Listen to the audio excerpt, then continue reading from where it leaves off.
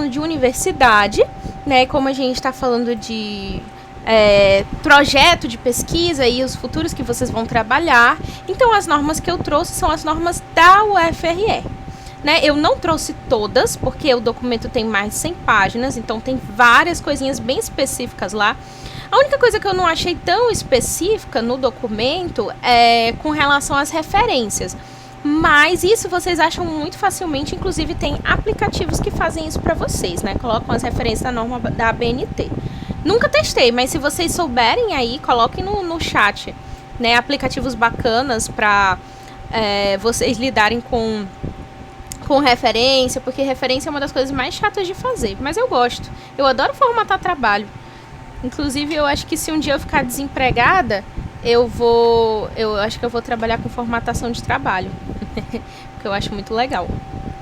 Colocar tudo bonitinho. Mas vamos lá, pessoal. Dizem que dá um dinheirão, hein? Pois é, esse dinheirão aí... Esse dinheirão aí já não sei, né? Mas que o pessoal trabalha com isso, dá. Mas trabalho. Tem gente que paga uma grana pra fazer, porque... Sim. Na realidade... Quem faz projeto... Uhum. Quem faz projeto acha essa parte mais chata de ter que formatar. Mas tem gente aí que trabalha não só, tem gente que trabalha fazendo o projeto pela pessoa. Aí eu já não concordo muito não, né? Aí já é meio bad. Aí já não é muito legal, não.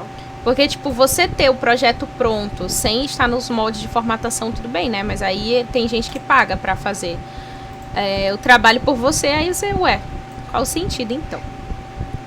Né? Bom, então sejam bem-vindos à última aula do nosso semestre dessa disciplina, tá? E aí a gente vai falar sobre as normas da UFRR. E a gente vai começar falando da diferença entre essas três coisas aqui. O TCC, que a gente sempre fica na dúvida, né? TCC, tese, dissertação. Gente, só para lembrar, né? Os meus slides, a aula que eu fiz toda baseada no documento, tá bom? Então, os textos, as coisas estão todas lá. Bom, então, TCC é o que vocês necessariamente vão sofrer para entregar no final do curso, né? Vocês... Provavelmente o TCC, na verdade, eu não lembro quais são as especificações, mas normalmente a gente faz a partir do 9º semestre, 9º e 10º semestre, né? Os últimos semestres a gente faz TCC1 e o TCC1 a gente faz o projeto, né? O projeto de pesquisa e no TCC2, e a gente faz o projeto de pesquisa e qualifica, a gente chama de qualificação. Eu tô explicando, eu sei que tem gente que sabe, mas eu tô explicando para todo mundo, para quem não sabe, inclusive, o que vocês vão fazer no final do curso. Né? Vocês vão vocês vão fazer o projeto e vocês vão ter que apresentar para uma banca. E na realidade não é bem uma banca, vocês vão apresentar para o professor orientador e para mais um professor, né? E aí, gente, eu vou falar um negócio para vocês. Não sei se vocês sabem, mas o orientador do TCC de vocês não necessariamente precisa ser alguém de psicologia, tá? A temática tem que ter, talvez, alguma relação. Talvez não, né? Tem que ter alguma relação com as temáticas que a psicologia aborda. Porém, o orientador não precisa ser da psicologia. Então, por exemplo, se vocês têm uma temática, né, o pessoal faz muito com professores da antropologia, da história, já vi bastante gente fazendo. Então, se vocês têm uma temática que acha que cabe também para outro orientador que vocês gostem, que não seja do curso, vocês também podem estar procurando essa pessoa para orientar o trabalho de vocês, tá? Então, aí você vai passar por 2 processos, são 2 disciplinas diferentes. TCC1 e TCC2. A disciplina ela não é igual essa que a gente está tendo, né? É tipo as orientações que a gente está fazendo. São só orientações, você vai se reunir, dependendo da forma com que vocês se agregarem ao orientador, vocês vão se reunir semanalmente ou quinzenalmente, né? Para ver a produção e ir delimitando as coisas. No TCC1 você apresenta o projeto, no TCC2 você já apresenta tudo completo. O detalhe é que TCC1 e TCC2 não necessariamente eles precisam ser um depois do outro, entende? Por exemplo, eu posso levar mais de um semestre para fazer o TCC1, eu preciso pegar TCC1 no primeiro semestre, TCC2 logo em seguida. Não, o pessoal faz isso, né? Porque chega no TCC, tá todo mundo só querendo se livrar da universidade. Então, normalmente o pessoal pega um depois do outro, mas não precisa ser, não necessariamente precisa ser, beleza? Então, o TCC é o que a gente entrega no final do curso de graduação. A dissertação é de mestrado, quando a gente vai fazer mestrado. Inclusive, gente, outra coisa que eu quero tirar da cabeça de vocês. Tirar não, né? Mas eu quero falar uma coisa pra vocês. Eu não sei se vocês sabem, eu acho que vocês sabem, mas eu vou reforçar isso. Vocês, como acadêmicos, não precisam fazer mestrado e doutorado, tá?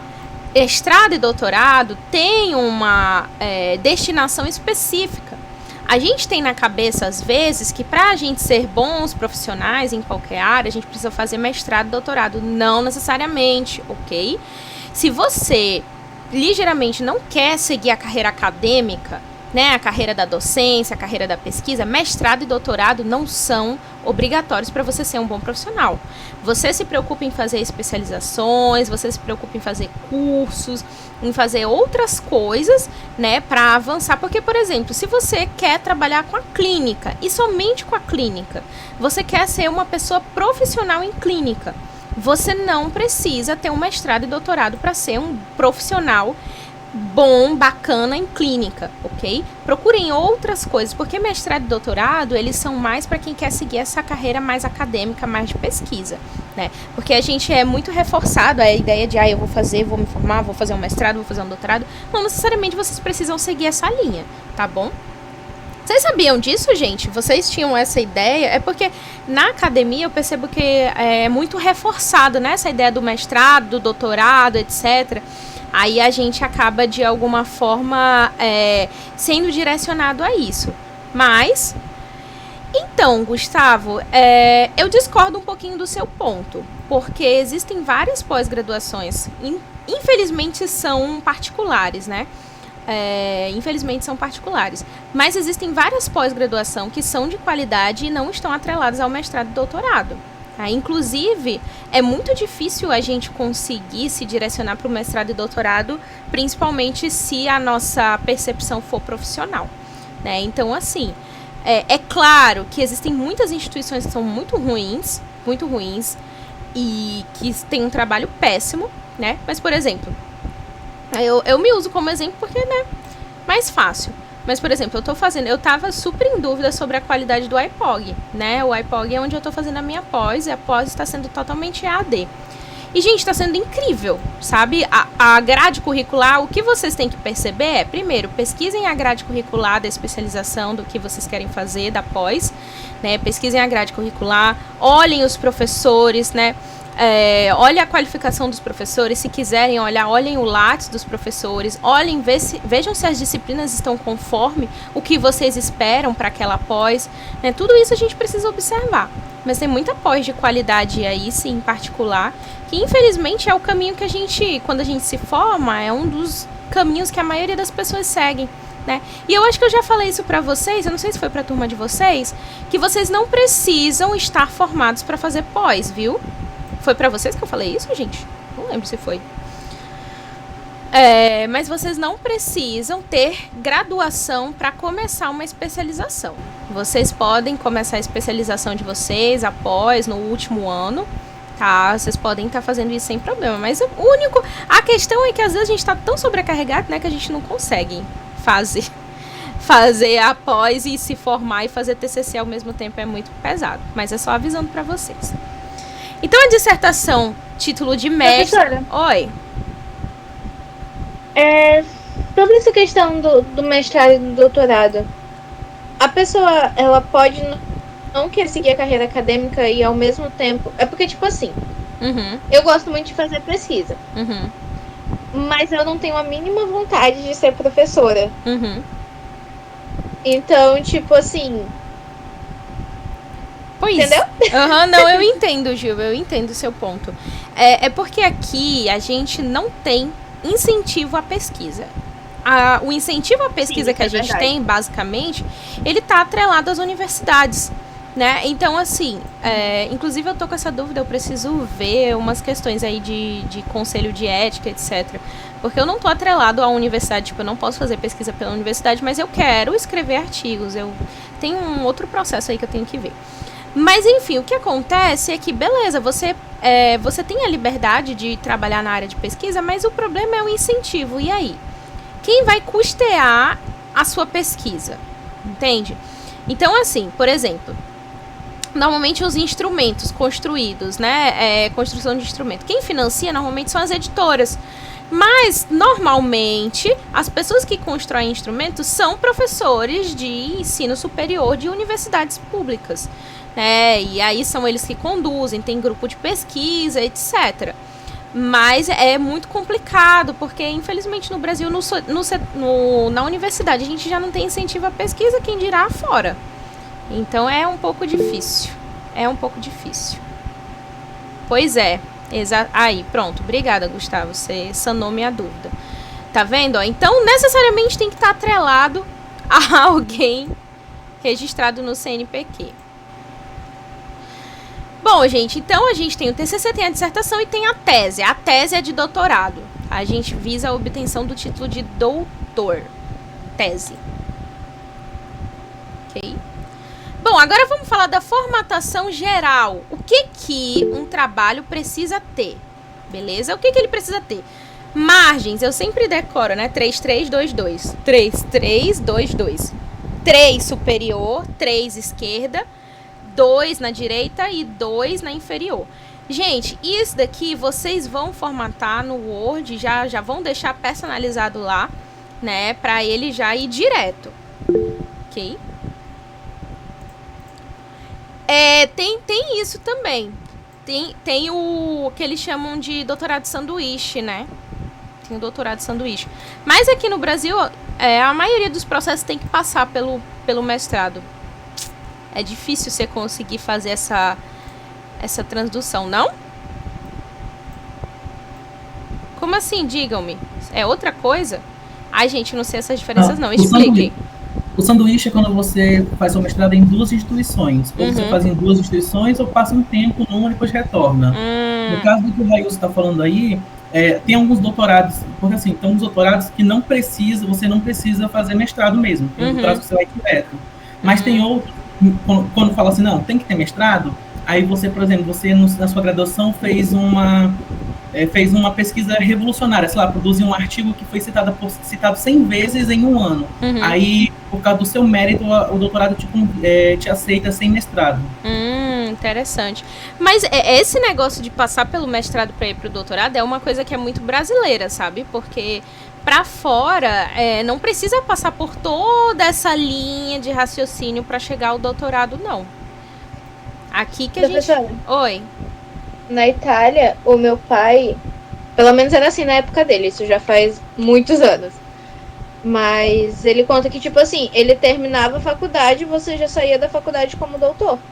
Não, então, né? Com título de doutor. Pois é, esse processo aí que tem que passar por tanto, é uma coisa muito Brasil. É uma coisa muito Brasil, de ter que passar por aí passa por mestrado, aí depois passa por doutorado, aí nisso daí vão uns 6 anos, né? Aí é trouxa, difícil. Mas enfim, gente, falando sobre a formatação geral do trabalho, né?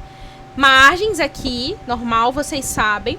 Espaçamento. Gente, o texto corrido normal é 1,5, tá? O espaçamento entre linhas. Porém, tem algumas exceções. O resumo, que você coloca antes da introdução. As referências. Citação direta longa, que é aquela que a gente move o parágrafo. Espaçamento simples, de 1 centímetro apenas, ok? Gente, como assim vocês estão falando de desemprego a essa hora da tarde? Não, desemprego não. Show. Ano que vem não vai ter mais desemprego. Mentira, quem dera. Mas gente, é triste a situação. É triste a situação da pessoa que faz um pós-doutorado e tá trabalhando de Uber. Não desvalorizando o Uber, né? Mas, poxa, a pessoa estudou tanto. Bom, gente, aqui, continuando. E aí, texto corrido 1,5, citação direta longa, notas, resumo, tudo isso que a gente coloca, aquelas legendas que a gente coloca no final de tabela, fonte, tudo isso é o quê? 1 centímetro, tá? São as exceções, mas texto normal, corrido justificado. Isso daqui é bem... É o básico do básico, é você saber que o texto tem que estar em 1,5 espaçamento, com o tab, né, antes de todo parágrafo. Então, gente, meu Deus do céu. E sangue e suor, né? A pessoa nesses anos aí, tudinho, sangue e suor. Tenho muito conhecimento, mas não sou pago pelo conhecimento que eu tenho. Tá, gente, vocês estão me desconcentrando, que absurdo. Continuando. Então, texto corrido, 1,5, exceto esses apontamentos aqui, tá? Fonte. Pode ser tanto Arial ou Times, né? Mas normalmente o pessoal usa Arial porque a Arial é um pouquinho mais gorda que o Times. O Times é um pouco mais enxuto, dá menos linhas. Então o pessoal sempre vai pra Arial, porque a Arial ela deixa as coisas um pouquinho maiores, né? 12. Agora tem algumas exceções, né? Citações diretas longas, notas de rodapé, legenda, tudo isso a gente reduz o tamanho. O tamanho é 10, tá? Então quando a gente coloca aquela legenda embaixo de imagem, embaixo de quadro, tudo isso, a gente reduz o tamanho também da fonte, ok?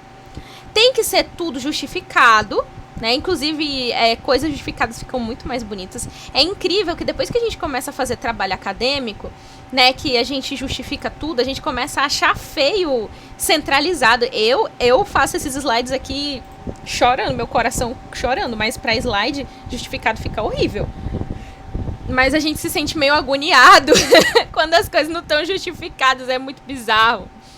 Mas sim, justificado, né? Aí você dá o tab no início de cada parágrafo, né? 1,5 de separação para cada parágrafo. Todas as folhas têm que ser contadas, gente, desde a capa, ok? Porém, o que acontece? Você não vai enumerar, você não vai botar número na capa. Você só vai começar a enumerar a partir da introdução. Na introdução você começa a enumerar, mas não vai começar a introdução, não vai começar como página 1, tá? Você tem que contar tudo que veio antes, sumário, capa, contracapa, folha de rosto, lista de tabela, lista de anexo, tudo isso vocês vão ter que contabilizar. Aí, a numeração, canto superior direito, tá? No cantinho, isso é fácil de colocar no Google, ó, no Word ou no LibreOffice, né? E aí coloca a partir da introdução, da primeira página da introdução, ok? Bom, isso daqui, gente, é uma coisa que a gente fica com muita dúvida sobre as seções, né? Como é que eu vou colocar as seções? Cada seção, né? Por exemplo, a seção primária é o título do capítulo que você está usando. Só que aí tem os subcapítulos, né? Aí tem o capítulo do capítulo do capítulo. Cada título desse, ele precisa ter uma formatação diferente. Ó, uma coisa que eu vejo muita gente fazendo, não façam, colocar ponto depois do número, tá? O número é meio estranho, eu sei, é bem estranho. Eu também acho super estranho não colocar o ponto aqui depois antes do título. Mas não se coloca, é vazio, é só o número e o título logo em seguida. O primeiro título, a primeira seção, né, que é o título do capítulo, enfim, né, quando a gente coloca introdução, referencial teórico, né, tudo ele precisa ser em negrito e letras maiúsculas. Negrito e letras maiúsculas, tá? O subtítulo, né, então, digamos que o seu referencial teórico tenha vários pontos, né, tenha várias separações. O subtítulo vai ser tudo em maiúsculo sem negrito, ok? Aí a gente vai reduzindo, pode ver que tem uma ordem de magnitude aí, né? Primeiro, grandão, negrito. Segundo, grandão sem negrito. Terceiro, só a primeira letra é maiúscula, né? A seção terciária, só a primeira letra é maiúscula. E negrito. Então a gente vai intercalar, negrito, não negrito, negrito, não negrito. E aí a última seção, se você tiver um subcapítulo, tem que ser sem negrito e só a primeira letra maiúscula, ok? A gente tem que seguir esse padrãozinho aqui. Pois é, né, Railson? Já é automático, a gente bota um ponto, que aí a gente já dá enter, que o Word já separa, né? Mas é automático mesmo. Ok, pessoal? Dúvidas aqui? Sim, não? Tudo de boas? Qualquer dúvida, me chama. Bom, falando do projeto de pesquisa, que é o que vocês estão fazendo e que é o que vocês vão fazer, né, quando vocês forem para uma iniciação científica, ou quando vocês forem para o estágio, ou quando vocês forem para o TCC, é o documento em que vocês vão explicar como que vocês pretendem trabalhar nos próximos meses. Então, no TCC, você teve a ideia do seu TCC. Ah, professora, inclusive, gente, já tem alguém aí pensando no que quer fazer no TCC? Não sei, né? Eu só fui pensar no meu tema, acho que no último ano de graduação. E, na realidade, eu tive a confirmação só depois que eu tive a disciplina com a Eliane. Antes, eu queria fazer uma coisa completamente diferente. Mas foi bem bacana. Vocês vão explicitar, né? No projeto de pesquisa, vocês vão explicitar como que vocês querem trabalhar. Vocês vão dizer o que vocês vão fazer, vão elaborar o que vocês estão fazendo agora. Né? Obrigatoriamente, o projeto de pesquisa precisa ter capa, folha de rosto, né? E o sumário. São essas as 3 coisas que são obrigatórias. Capa, folha de rosto e sumário. O resto é tudo opcional, né? E aí, no caso, é opcional para caso vocês tenham várias figuras, né, dentro do trabalho de vocês, que não adianta nada fazer uma lista de ilustração, lista de tabela, lista de abreviatura, se você tiver bem pouquinho dentro do trabalho de vocês. Agora, se vocês utilizarem muito, aí vocês têm que fazer uma folhinha explicando, né, colocando lá a lista de figuras, de quadros, de siglas, de símbolos que vocês utilizaram no trabalho. Mas, obrigatoriamente, capa, folha de rosto e sumário. Inclusive, sumário é uma das coisas que me dava mais dor de cabeça de fazer. Nossa, gente, que coisa chata. A capa. O que precisa ter na capa? Isso vocês sabem. A UFRR, né, o brasão da UFRR centralizado. Precisa ter o nome da universidade. Precisa ter o centro, né? Dá sim, Lívia, mas na época eu não sabia automatizar, não. Mas é um saco. É um saco. Eu lembro que a gente fazia, que a professora Analia ensinou pra gente, a gente faz o sumário numa tabela, aí depois a gente só apaga a linha da tabela. Aí foi assim que eu fui fazendo durante os processos aí. Tá, gente, toda vez que vocês fizerem um projeto de pesquisa, vocês têm que colocar o centro, tá? Vocês têm que colocar lá Centro de Educação. Aí embaixo vocês colocam o curso. Então, percebam que também é por ordem de magnitude. Primeiro, o local, a instituição, que é a universidade. Segundo, o centro, aonde vocês estão designados, que é o Centro de Educação. E terceiro, o curso, que é o mais específico. Né? Então, Universidade Federal de Roraima, Centro de Educação. Pode colocar curso bacharel. Dificilmente eu vejo pessoal curso de bacharelado de psicologia. Normalmente o pessoal só coloca curso de psicologia, né? Aí... E outra coisa, gente, esse espaço entre uma coisa e outra, eu nunca achei normas, né? Não sei se tem, mas a gente vai pela beleza. Eu, pelo menos, sempre fui pela beleza, né? Porque esse Boa Vista, Roraima e o ano, ele tem que ficar lá embaixinho mesmo, na última linha. Mas o nome e o título é pra ficar bonito. Eu não sei, olha, sinceramente, porque às vezes o título fica descentralizado e a gente vai corrigindo, né, visualmente. Aí o que eu dou a dica pra vocês? Quando vocês estiverem fazendo no Word, vocês reduzem o zoom do Word, tá? Pra ver assim de longe, ver se tá bonito ou não. Se não tiver bonito, aí vocês vão tirando espaço, colocando espaço, né, até ficar bem reguladinho, até ficar fofinho. Tá, aí vocês vão colocar o nome de vocês, tudo em maiúsculo, beleza? O nome completo. E logo abaixo do nome, vocês irão colocar... Não, Railson, que negócio de régua o quê, homem? Negócio de régua? Grade de proporção, que nada, é no olho. Aqui é experiência no olho. Nunca perdi ponto por formatação, nunca fiz com régua. Meu olho tá muito bem treinado. Mas enfim, o título, gente, às vezes a gente tem dificuldade de escolher o título, né, do trabalho e tal. Primeiro, não façam títulos muito longos, tipo assim, especificando tudo que vocês vão falar no trabalho, vai botar no título, né, fica um pouco...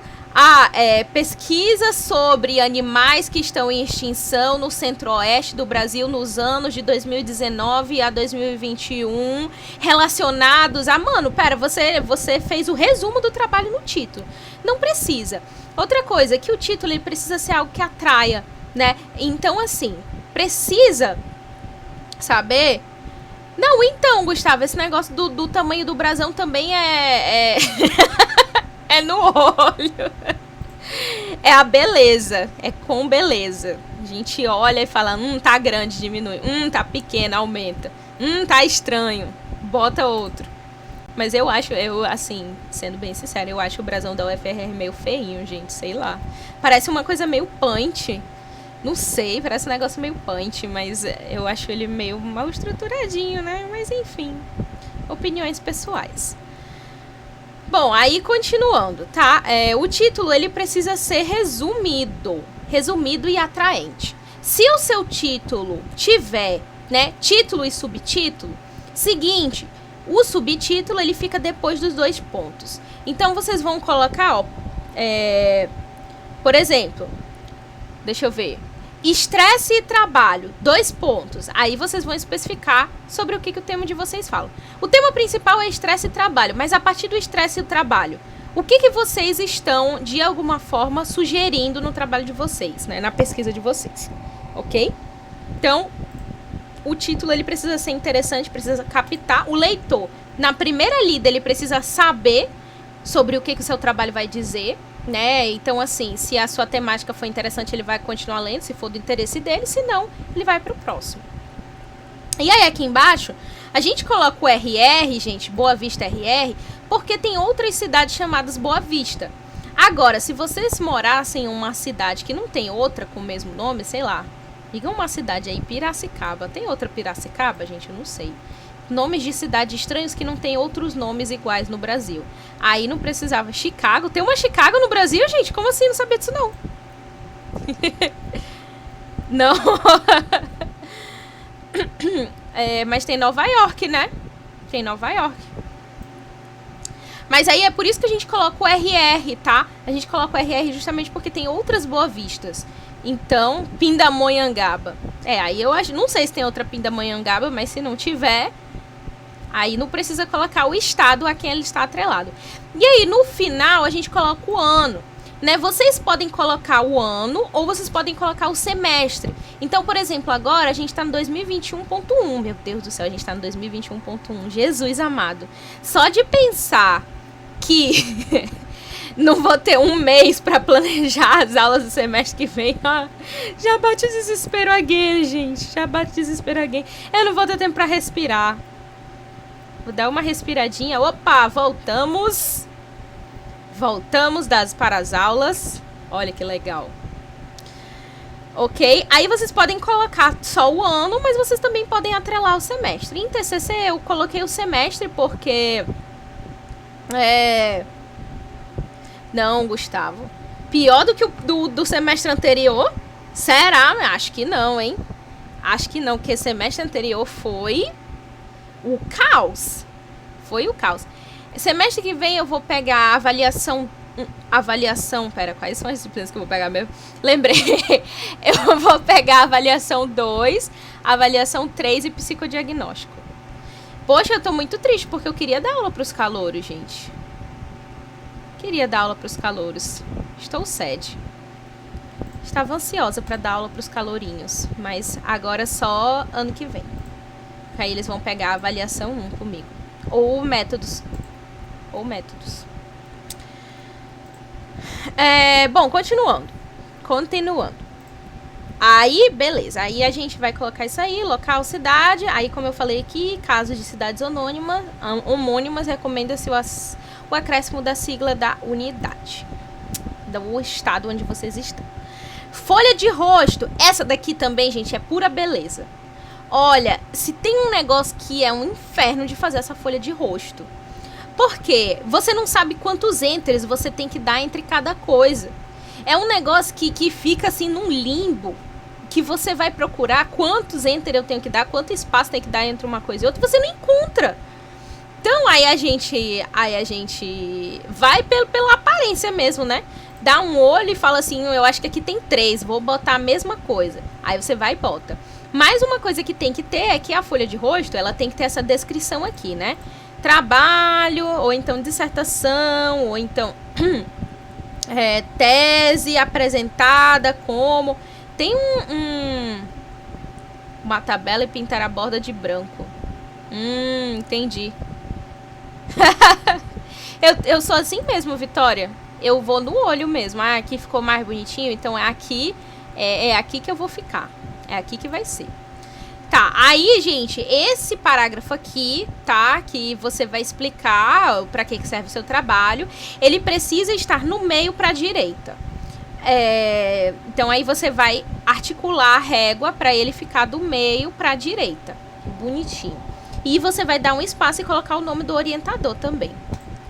Inclusive... Ah, não, gente, mas essa fofoca eu não posso contar pra vocês, infelizmente. Eu tinha uma fofoca pra contar pra vocês no negócio de trabalho de conclusão de curso. Mas deixa pra próxima. Pois é, pessoal. Então, aqui, ó.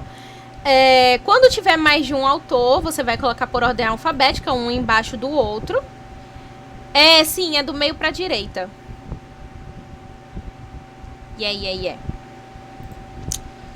Beleza. Aí, título, subtítulo, igual vocês colocaram na capa, né? Nota indicando a natureza do trabalho. Aí vocês vão colocar dissertação, entregue para cumprimento da disciplina tal, ou então projeto de pesquisa elaborado para cumprimento. Você tem que colocar o que você quer atingir, para aprovação na disciplina tal, ou então para a obtenção do título de mestre.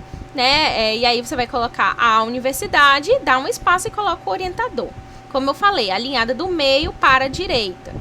Se tiver orientador, ou se tiver co-orientador, coloca embaixo do nome do orientador.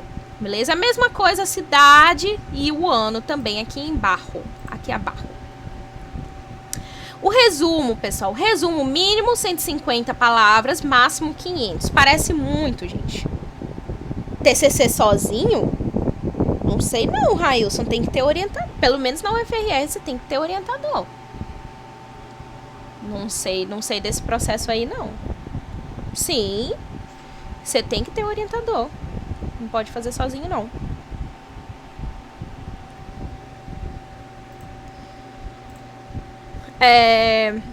Resumo, mínimo 150 palavras, máximo 500. Pessoal, seguinte... Parece muito 500 palavras, mas saibam que não é. A gente vai escrevendo as coisas, a gente quer colocar tudo. O resumo, ele é o resumo do resumo, né? Porque você tem que falar o que o seu trabalho pretende, né? A gente tem que dar um breve... Não precisa colocar os resultados no resumo, né? Você pode colocar a metodologia, tudo isso.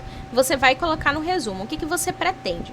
Máximo 500 palavras em um parágrafo único. Gente, resumo, espaçamento simples, tá? Não é um e-mail. No resumo, a gente vai usar um de espaçamento. Justificado e não tem parágrafo. A gente não vai destacar. E não tem tab. Percebam aqui, ó, nesse exemplo, que tá tudo alinhadinho, gente. Chega a dar uma paz no coração. Não tem tab aqui no início do resumo, tá? É tudo no mesmo parágrafo, com espaçamento simples, 12, ok? Ó, usar o verbo na voz... Me dá agonia. Ah, sério? Me dá uma paz no coração ver as coisas justificadas assim. Justificada sim, mas tipo... Pra mim, pelo menos o parágrafo tem que ter um espaçamento. Me dá agonia quando não tem. Tem uns textos, professora, que são artigo normal, que, tipo, não tem início do parágrafo. Me dá muita agonia. Gente, uma coisa que eu tenho que falar pra vocês é o seguinte. Quando vocês forem escreverem, não escrevam parágrafos muito longos, para não tornar a leitura cansativa, tá? A gente indica que cada parágrafo tenha, no máximo, sei lá, 4 orações, não muito longas, ok? Então, assim, fazer um parágrafo com 20, 25 linhas é pedir para a pessoa não querer ler o que você está escrevendo ali. Então, separem bonitinho, até porque, gente, fazer essas separações de parágrafos até ajuda a dar mais páginas, né? Eu não sei porque a gente tem essa ideia de quanto mais páginas, melhor. A gente tem isso meio que na cabeça, né? Sendo que não necessariamente um trabalho bom, ele é volumoso, entende? E na realidade a gente está querendo reduzir isso. Quanto mais reduzido, mais fácil de se propagar e mais fácil de ler. Sinceramente. Cadê? Tá, beleza. Aí depois, né, você vai dar um parágrafo. Ok? Me sinto inteligente, é ótimo. Aí você vai dar um parágrafo, tá? Na verdade, 2 espaços. Ó, vai dar um espaço duplo, espaçamento simples, tá? E aí você vai colocar palavras-chave. E aí você vai trazer palavras-chave que são representativas do trabalho de vocês. Todas elas vão estar separadas entre si por pontos, não é vírgula, tá? Então vai colocar uma palavra-chave, ponto, outra palavra-chave, ponto, outra palavra-chave, ponto, ok? Olha só, recomendação. As palavras que vocês colocarem aqui embaixo, que elas não estejam no título, porque já é óbvio, né? O que está no título é óbvio que você vai trabalhar. As palavras-chave, elas vão ser um pouquinho mais aprofundadas com o que vocês estão tratando no trabalho. Beleza? O bendito ou maldito do sumário. Desgraça do sumário. Eu odeio fazer sumário. Eu preciso aprender a automatizar esta droga, porque é muito chato de fazer. Principalmente quando você tá lá, tá tudo bonitinho, e aí do nada você percebe que precisa adicionar ou faltou algum título. E lá vai você, lindamente, ter que refazer o sumário. Ai, é um ódio. Né? Mas o sumário, ele tem que estar em uma folha separada, tá? Com um título grande, sumário centralizado. Os elementos pré-textuais não devem contar no sumário, então você não vai colocar capa, contracapa, resumo, nada disso no sumário. Você vai começar o sumário pela introdução. Lembrem que a gente só começa a paginar a partir da introdução. Então, se a gente só começa a paginar a partir da introdução, não faz sentido ter os elementos pré-textuais no sumário, ok? Então aqui, ó, podem perceber que no exemplo, se vocês tiverem uma boa visão, ou se vocês conseguirem ampliar aí no celular, né, que a gente começa pela introdução. E detalhe, os títulos, né, que a gente viu das sessões, que alguns precisam estar em negrito, outros em negrito minúsculo, etc. Todos eles têm que estar dessa mesma forma aqui no sumário. Então, assim, se é título principal, maiúsculo, negrito, no sumário também. E o ponto aqui, da mesma coisa, né, introdução, ó, podem ver, 1.1. Não consigo enxergar o que está escrito aqui. Meu Deus do céu. Água? É água? Égua? Não sei. O que tá depois da introdução escrito aqui nessa... Soja. Qual? Soja. Soja? Soja. Não sei. Ah, é então soja. É soja mesmo. É soja. Pois é. Então percebam que no sumário também está descrito, né, os títulos da forma que eles precisam ser formatados. Quando a gente coloca aqui o número, a gente separa por pontinho, tá? São pontinhos. Quem foi que inventou essas regras, gente? Eu quero saber quem foi a pessoa que decidiu, sentou um dia e falou, vamos fazer um sumário, ele vai ser separado por pontinho. Não sei quem é essa pessoa. Quem foi esse indivíduo que teve essas ideias geniais aí? Baseado em que ele teve essas ideias? Também não sei. Queria saber. Dar uma porrada, porque pra mim a gente continuava fazendo aqueles trabalhos com letra de reguinha do ensino fundamental, com folha de pauta, que era muito legal, colando figurinha na capa, recortada de revista. Na cartolina, Lívia, é a melhor coisa. É por isso que, na realidade, às vezes, quando a gente entrava na sala, né, as salas estavam todas decoradas, porque o pessoal de pedagogia trabalha muito com cartolina. Então, a sala, às vezes, estava toda decorada. Aí eu morria de inveja. Ai, gente. Mas a gente fez uma vez um trabalho na cartolina, foi... Ah, não, pera, gente. Aproveitar que hoje é o último dia de aula, eu preciso contar uma experiência pra vocês que foi muito bacana. Que foi na disciplina de antropologia, gente. Foi muito legal. Nossa, eu me senti muito no ensino médio, porque o professor Leandro, ele pediu pra gente fazer uma sociedade, ele pediu pra gente criar uma sociedade. Mano, aí eu fiquei responsável pelo roteiro da sociedade, né? A gente decidiu, eu escrevi uma fanfic, cara, foi muito bom. Aí a nossa sociedade era uma sociedade que girava em torno de um vulcão. Aí a gente construiu um vulcão, aquele negócio bem fundamental, sabe? Vulcão de bicarbonato, a sala ficou podre, que a gente botou o vulcão pra funcionar dentro da sala. E a minha amiga ainda era fã de K-pop, né? Ainda é, né? Mas ela era fã de outros grupos na época. Ela quase chorou pra gente colocar o nome do vulcão de Exo. Então o nome do nosso vulcão era Exo. E a nossa sociedade, ela era baseada em exclusão masculina. Principalmente porque só tinha um homem no nosso grupo. E aí a gente falando pro professor, né? Não, nossa sociedade é totalmente igualitária e tal. Aí ele, não, porque vocês excluíram fulano. A gente, então, isso se chama reparação histórica, professor. Assim, tem nada a ver aí com exclusão, não. Nossa, gente, foi muito bom. Teve um grupo, cara, que eles fizeram até danças típicas. Eles fizeram dança, eles fizeram bebida, comida. Eles distribuíram pra gente na sala de aula as bebidas típicas da sociedade deles. Nossa, gente, foi uma experiência muito boa. Teve uma equipe que fez um vídeo, cara, e era um vídeo que parecia um filme de romance. Gente, a gente era muito empolgado, olha. A gente era muito empolgado na época. Foi muito legal. Mas quem deu aula de antropologia pra gente foi o professor de psicologia mesmo. Foi o Leandro, ele saiu já. Ele era muito legal, ele dava aula de social também. Aí, mas foi muito bacana a experiência, gente. Foi muito divertido. Lembro também que na disciplina que a gente pegou, a primeira disciplina que a gente pegou com o Marcelo, né, que foi métodos qualitativos. Foi, métodos qualitativos. E aí teve um grupo que fez um vídeo sobre pesquisação. Aí o pessoal saía do meio do mato no vídeo falando pesquisação significa isso, isso, isso. Nossa, cara, altas lembranças, gente. Ai, estou nostálgica hoje. E hoje nem é quinta.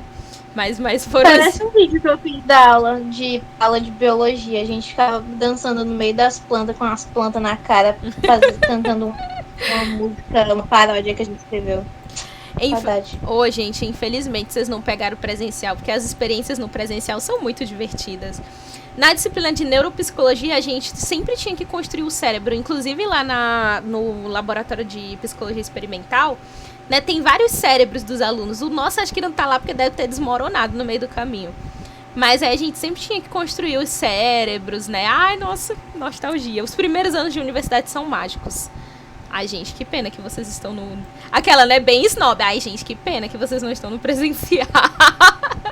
Mas vocês ainda vão viver experiências muito boas. Eu garanto a vocês, vai ser divertido. Tá, continuando. Bom, eu não sei se ainda tem alguma coisa pra falar sobre o sumário, porque tá tudo bem, é sobre isso, né? Bem de boas. Railson, homem, tu ainda tá nessa... Tu ainda tá nessa pauta aí do TCC, homem.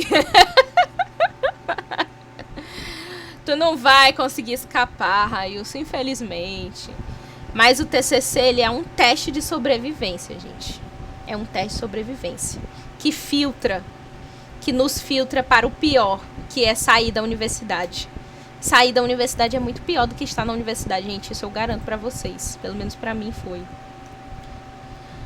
Bom, elementos textuais. O elemento textual a gente está vendo pré-textual, né? Resumo, listas, capa, folha de rosto, etc. Os elementos textuais é o texto em si, né? A partir do momento que você vai começar a falar especificamente do trabalho. Então, são várias seções. Obrigatoriamente, introdução, desenvolvimento e conclusões. Inclusive, gente, o nome dos elementos textuais, ele fica a cargo da pessoa, tá? Você não precisa colocar introdução, desenvolvimento e conclusões como título da sua introdução, como título de desenvolvimento, não precisa colocar isso. Então, fica a critério de vocês como que vocês querem nomear. Não diz isso o que, mulher? Que é o filtro, mas é. Ah, tá, que sair da universidade é pior. Gente, desculpa, eu não queria iludir vocês, mas eu vou contar um negócio pra vocês que eu acho que é porque quando a gente tá na universidade, a gente tem objetivo, né? E tem uma pressãozinha. Porque a gente, contando da minha experiência, né? Pode ser que com outras pessoas sejam diferentes. Mas quando a gente tá na universidade, a gente sente que a gente tem uma meta a cumprir. Então eu sei o que eu tenho que fazer exatamente, né? Então eu tenho que estudar para passar na disciplina, né? Eu tenho que me formar. Quando você sai da universidade, você não tem mais isso específico. Não fica claro para vocês o que vocês precisam fazer, né? O que a gente precisa fazer para entrar no mercado de trabalho? Não tem fórmula de bolo, inclusive por causa do desemprego, né? Então, falando da minha experiência pessoal, quando eu saí da universidade, eu senti um vazio muito grande. Um vazio, assim, de objetivo de vida. Tipo, ok, fiquei 5 anos nessa desgraça, me matando de estudar que nem uma doida. E agora? que eu faço da minha vida? Como que as pessoas vão conhecer meu trabalho? O que eu preciso fazer para que as pessoas conheçam meu trabalho? O que eu preciso fazer para trabalhar a princípio de tudo? Né? Então, assim, a gente fica num vazio. Pois é, Keila, é exatamente isso. E outra, é porque depende muito, claro, né, gente, não descartando fatores sociais, não descartando questão de pobreza, desemprego, nada disso. Mas o trabalho, necessariamente, a nossa pressão tem que vir da gente para procurar. Então, a culpa é sua, é você que não conseguiu, é você que não foi atrás, é você que não está fazendo o suficiente, etc. É difícil, é complicado. Laura, apesar dos pesares, eu acho. Por quê? Porque comparando com o ensino de outras instituições privadas, né, eu acho que a universidade, ela nos proporciona muitas discussões que a gente não tem em outros locais. Por exemplo, né, a gente reclama muito que a universidade ela não nos prepara para o mercado de trabalho. Mas até certo ponto, isso não é tão negativo assim. Porque tem locais em que exclusivamente a universidade te prepara para o local de trabalho e você não tem espaço para ter discussões a respeito de recortes sociais, de gênero, etc. Né? Então, assim, é claro que muitas vezes a universidade não nos proporciona isso através do curso em si, mas através das outras experiências que a gente está disposto porque estamos em uma universidade pública. Então, assim, tem muita coisa a ser melhorada. Não vamos mentir, gente. Tem muita coisa a ser melhorada, sabe? Também, Railson, também tem muito isso. A catedral que eu diga, porque a catedral ali é TCC em massa. Gente, são pouquíssimos psicólogos que saem da catedral e não vão para TCC. Tem muito isso. E na universidade a gente tem uma diversidade de teorias, né? Então tem gente da psicanálise, tem gente da análise do comportamento, tem gente... Eu não sei se tem alguém da Gestalt, não sei de algum professor que segue essa área. Efetivo, pelo menos. Né? Mas aí tem gente da comportamental cognitiva, tem gente... Ah, a Gisele é da Gestalt? Não sabia disso. Tem gente da fenomenologia, então tem uma abordagem bem... Inclusive isso faz a gente ficar com muita dúvida sobre qual abordagem seguir. E isso é bom, sabe? É bom a gente ter essa dúvida, porque se a gente tem dúvida de qual abordagem a gente vai seguir, significa que de alguma forma a gente está entrando em contato com várias coisas, né? Então, assim, temos vantagens, temos desvantagens. Claro, né, gente? Não entendam que por eu estar elogiando... significa que eu estou dizendo que nosso curso não tem defeitos. Não, mas apesar dos pesares, eu acho sim a qualidade do estudo bacana, suficiente para formar profissionais legaizinhos. Às vezes não acontece, infelizmente. Vitória, que eu saiba, da fenomenologia tem a Joelma, não sei de outro professor. Eu acho que o Naputano, agora eu não lembro, a abordagem dele é construtivista, alguma coisa assim. Né? Aí tem a professora Cláudia, vocês sabem qual é a abordagem dela? Eu não lembro de qual. Quer dizer, eu não sei qual é a abordagem dela. A Cláudia é psicanálise. Junguiana. Psicanálise reina, né? Na UFRR. Porque tem a professora Maria de Socorro, que é da psicanálise, a Pamela é da psicanálise. Tem o Carlos, gente, vocês vão ter aula com o Carlos. O Carlos é maravilhoso. Tem o professor Carlos, que ele é da psicanálise também. Né? Eu acho, né, gente? Eu tô dizendo aqui, mas eu não tenho certeza absoluta. Aí tem a professora Cláudia, da psicanálise, e eu acho que tinha mais alguém da psicanálise que agora eu não tô lembrada. Aí eu sei que a professora Soraya, é da análise do comportamento, Railson. A professora Soraya, inclusive, faz um trabalho muito bacana com a questão do autismo, viu? Ela tem um filho que é autista, então ela foca bastante nessa área. É bem legal. Sistêmica. Ah, tá. Não lembrava qual era a abordagem dele. Aí tem a... Meu Deus, gente. A Nilza também vai para a área da TCC, viu? A Nilza é da cognitiva comportamental ou é comportamental? Agora eu tô na dúvida. Mas ela trabalha bastante na área da neuropsicologia também.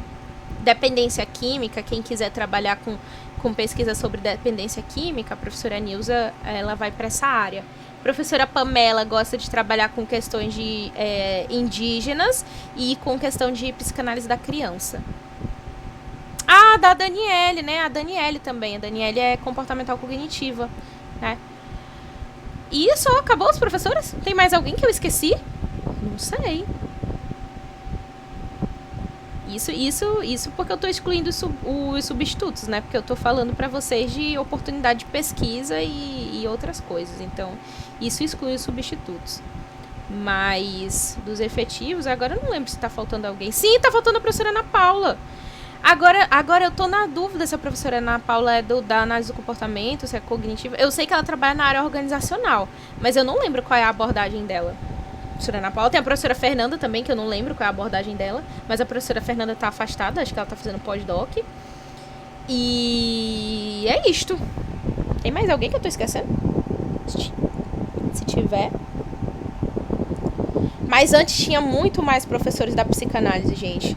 A Eliane, tinha o Leandro, eu não lembro qual era a abordagem do Lázaro, mas tinha bastante gente da psicanálise. O Lázaro falava tanto de Foucault que eu não lembro qual era a abordagem dele. Pois é, mas o Marcelo não tá mais no curso, né? Então não conta.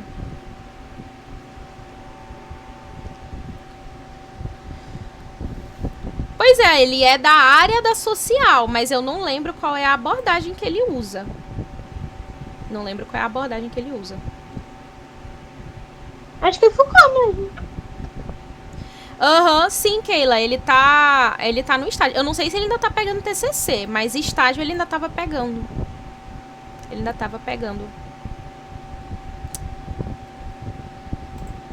Bom, gente, então continuando aí, né?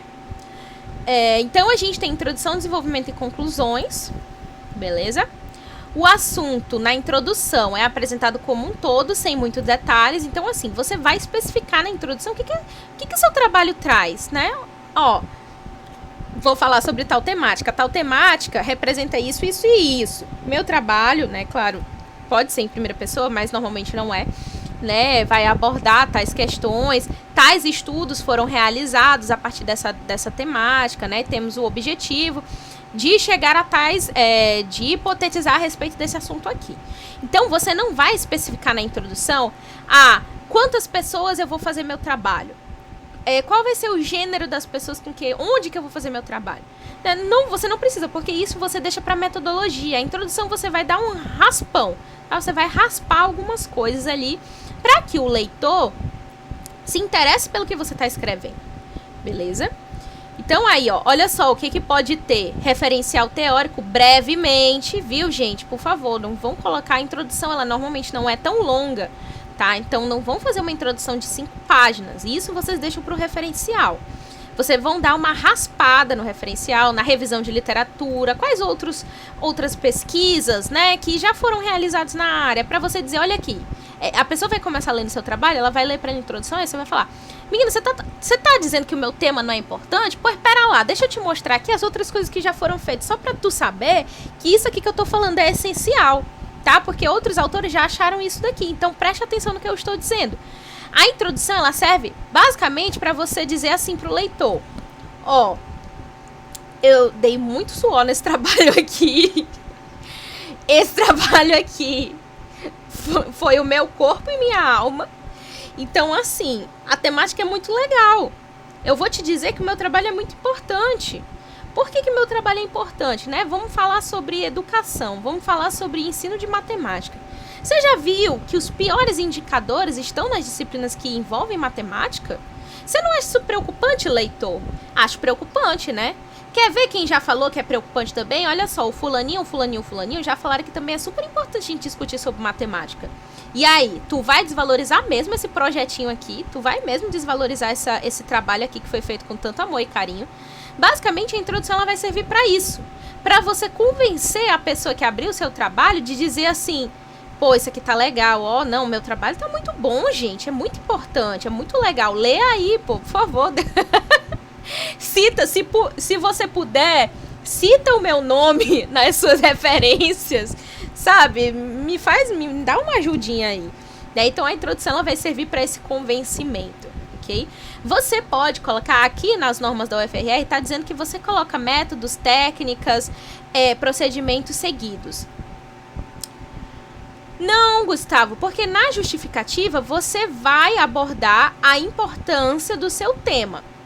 Na introdução, você pode falar um pouquinho disso também, só que de raspão, entendeu? Como que você vai falar isso na introdução? Você vai trazer outras coisas que já foram produzidas na área que podem ser e que podem destacar a relevância da sua temática também. Porque fazendo a revisão de literatura, você vai estar dizendo para a pessoa, poxa, o meu tema é importante pra caramba, tá? Então, sim, na justificativa a gente vai fazer isso mais especificamente. Na justificativa a gente vai trazer a problemática pura e ponto. Entende? Na introdução a gente vai tentar convencer de que aquilo ali é bacana, é importante. Beleza?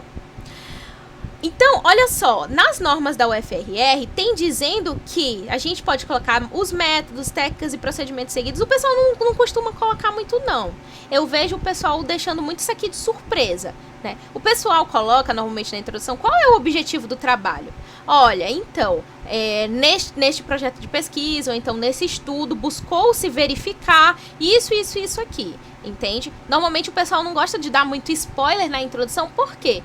Porque se na introdução tu já sabe o resultado que a pessoa chegou, tu não vai ler o resto do trabalho. Porque o que mais importa num trabalho, em sua grandiosidade, é a metodologia, é a análise. O que você pesquisou? Quais resultados você chegou? Beleza? Aí, a partir disso, né? Então, essa é a parte central. Se você botar isso na introdução, acabou o seu trabalho. Pra que eu vou ler sua metodologia? Pra que eu vou ler o resto, se você já disse aqui qual foi o resultado da sua pesquisa, entendeu? Então, raspa, gente. Deixa a pessoa curiosa pelo qual vocês querem falar. Pelo que vocês querem falar e a que resultados você chegou, ok?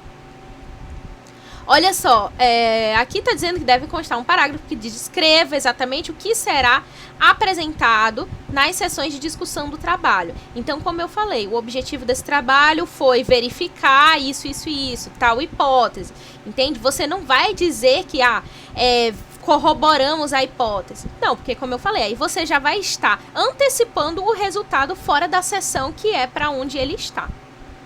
Exatamente, Keila. O método é o núcleo de definição, porque o seu trabalho está todinho ali, né? O seu trabalho está todinho no método. Desenvolvimento. Eu não sei porque as figurinhas estão demorando a aparecer. Gente, deixa eu só pegar um gole d'água aqui para mim, rapidinho.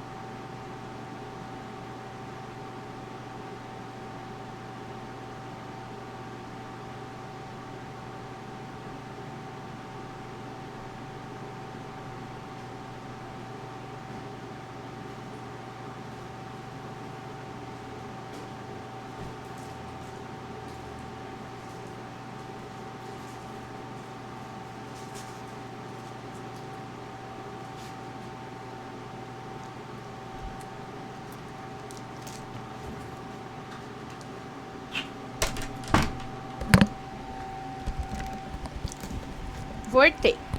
Aproveitei e peguei uma barrinha de cereal para mastigar. Gente, o desenvolvimento do trabalho é a parte central. No desenvolvimento do trabalho, que é onde vocês vão colocar referencial teórico, é onde vocês vão colocar a metodologia, tá? Quando vocês vão passar desenvolvimento, vocês não precisam colocar desenvolvimento, ok? No título. Vocês vão colocar, então, por exemplo, vai fazer a justificativa. Você coloca justificativa, não coloca desenvolvimento antes de botar justificativa, entendeu? Porque o desenvolvimento, essa parte, ela é abstrata, entende? É uma parte do trabalho que envolve várias coisas. A gente chama de desenvolvimento porque é a partir dessa sessão em que você vai, de alguma forma, elucidar como que você chegou à conclusão. Então, como que você chegou? Através do referencial teórico, primeiro através da justificativa, dos objetivos, né? Os objetivos, a justificativa, e através do referencial e da sua análise metodológica. Então, assim, desenvolvimento esse conceito de desenvolvimento é uma abstração de todas as coisas que envolvem ele, ok? Olha só, objetivos, materiais e métodos, ou mais especificadamente, metodologia, pode ser um tópico do assunto, né?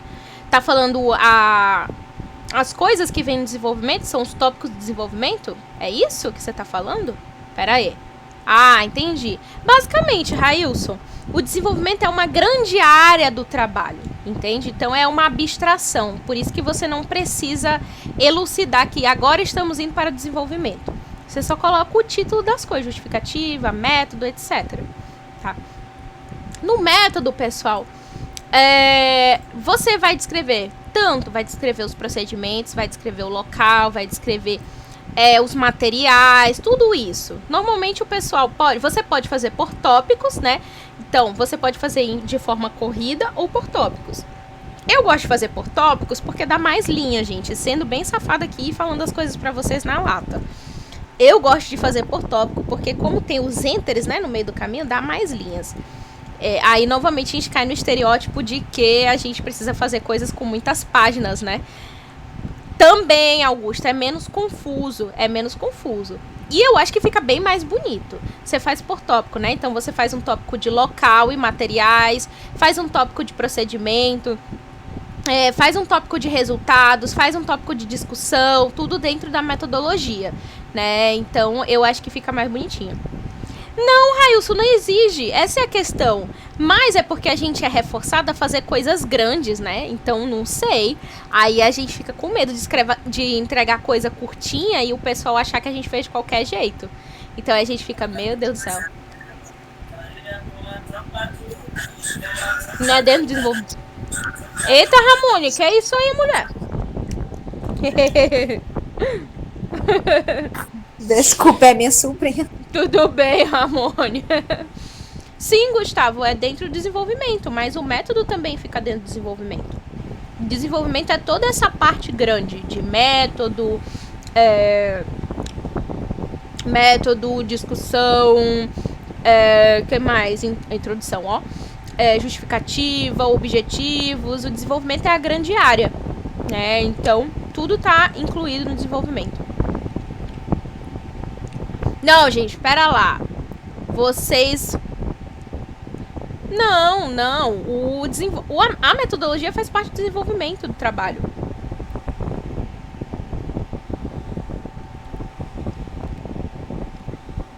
Gente, pera, não sei se vocês estão entendendo o que eu tô falando. Pera lá. O desenvolvimento é a grande área onde você vai colocar todos os procedimentos e todas as coisas que você pesquisou a partir do trabalho de vocês, entendeu? Então, o desenvolvimento da pesquisa. Como que você chegou aos resultados da pesquisa? Você teve que estabelecer objetivos, faz parte do desenvolvimento. O que mais? Você tem que ter uma justificativa para elaborar, faz parte do desenvolvimento. Para você chegar aos resultados da sua pesquisa, você teve que ler coisas teóricas, referencial, faz parte do desenvolvimento. Para fazer sua pesquisa, você teve que fazer a pesquisa, coletar os dados, metodologia, faz parte do desenvolvimento. Os resultados e a análise, né? Como que você chegou, a partir de quais dados você chegou e quais conclusões você tirou a partir desses dados, também faz parte da pesquisa. Bom, gente, Professora, novo. Oi. Não, porque assim, primeiro que a gente tem que diferenciar que existe o projeto e o documento, que é o relatório do projeto, né? Tem o projeto da pesquisa e o relatório da pesquisa. No que diz respeito ao relatório da pesquisa, a palavra desenvolvimento não é aplicada, porque Claro que você está desenvolvendo um projeto de pesquisa, isso é óbvio, mas assim, a palavra não é aplicada porque desenvolvimento só diz respeito ao desenvolvimento da pesquisa em si, e não das coisas pré-pesquisa. Nesse sentido, desenvolvimento no sentido do relatório da pesquisa, ela entra para aquilo que você achou, não para o que você usou para achar os seus resultados. Então, assim, metodologia, você usou... Não, ela não tá falando isso não, Gil. Ela falou sobre que metodologia faz parte do desenvolvimento. Mas não, para mim não faz. tanto não faz no relatório da pesquisa, quanto não faz no projeto de pesquisa. Mas eu não sei, entendimentos. Eu não sei se eu entendi o seu ponto, na realidade, porque... não sei. Deixa eu tentar explicar um pouquinho melhor, professora. Não, pera. Deixa eu falar só de um tipo de documento. Vou falar sobre relatório de pesquisa. No relatório de pesquisa, nós vamos ter basicamente 2 tipos de tempos verbais. O que eu usei para... Tempos verbais não, outro termo. As palavras eu vou usar o que eu usei para fazer a pesquisa e vou ter as palavras para o que eu achei fazendo a pesquisa. Desenvolvimento diz respeito a o que eu achei. Metodologia, o que eu usei para achar. Então, metodologia não está dentro do desenvolvimento. Aqui eu estou falando de relatório da pesquisa. Agora, falando de projeto de pesquisa, se você olhar a resolução, em nenhum momento na estrutura é citada a palavra desenvolvimento. Não tem isso. Você tem, como você falou, metodologia, justificativa, essas coisas, mas não tem a palavra desenvolvimento, não tem essa divisão. Desenvolvimento só tem no relatório. E no relatório e metodologia não está dentro do desenvolvimento, não para mim. Mas ela não traz que tem a palavra desenvolvimento. Desenvolvimento, como ela falou, é algo abstrato. O desenvolvimento é você desenvolver o trabalho. É tudo que está entre a introdução e a conclusão. Tudo aquilo que está no meio é o desenvolvimento. Não necessariamente tem a palavra desenvolvimento. Mas isso que tu acabou de falar diz respeito a fazer a pesquisa e o relatório, não diz respeito ao projeto. Porque um projeto, desenvolver uma pesquisa, colocar em prática uma pesquisa, é do projeto para frente. É quando você entrega teu projeto e ele é aprovado. Daqui para frente você fala em desenvolvimento. Anterior à aprovação do projeto, você não fala em desenvolvimento. Não tem isso que tu acabou de falar, não cabe na qualidade de um projeto de pesquisa.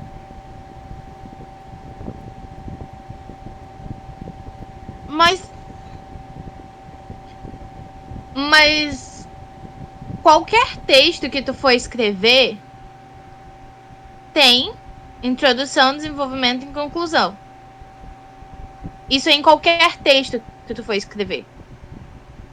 O desenvolvimento não necessariamente você desenvolver a pesquisa. Você desenvolver o projeto de pesquisa também faz parte do desenvolvimento. Não é o mesmo desenvolvimento, mas é um desenvolvimento. Mas nós estamos usando 2 sentidos para a palavra desenvolvimento. Exato, Railson. A gente está usando 2 sentidos para a palavra desenvolvimento. Se a gente não fazer essa distinção, a gente acaba misturando as coisas. Eu concordo com vocês quando o desenvolvimento é tido no sentido de só colocar algo em prática. Concordo, fazer uma coisa, porque escrever um projeto de pesquisa é um desenvolvimento, óbvio. Mas quando eu uso a palavra desenvolvimento no sentido de coisa executada, encontrada, achada, eu não concordo que metodologia está dentro do desenvolvimento. Nesse sentido, eu não concordo com esse entendimento aí, não. Sim, Gustavo, mas eu acabei de falar que o desenvolvimento é uma abstração, gente. Eu tô falando isso desde o início. É uma abstração que diz respeito a como que isso aqui foi desenvolvido. Entendeu? Eu tava em silêncio aqui porque eu tava dando uma olhada na resolução novamente. E a resolução... Tá, deixa eu só finalizar. E na resolução não tem dizendo que o desenvolvimento faz parte de uma coisa ou outra. Ele traz nesse mesmo sentido, no sentido de que é uma abstração, entende? É um elemento, faz parte do elemento textual, né? Onde que você vai especificar o que aconteceu ali no meio do caminho. Não importa se for projeto de pesquisa, etc. Mas enfim.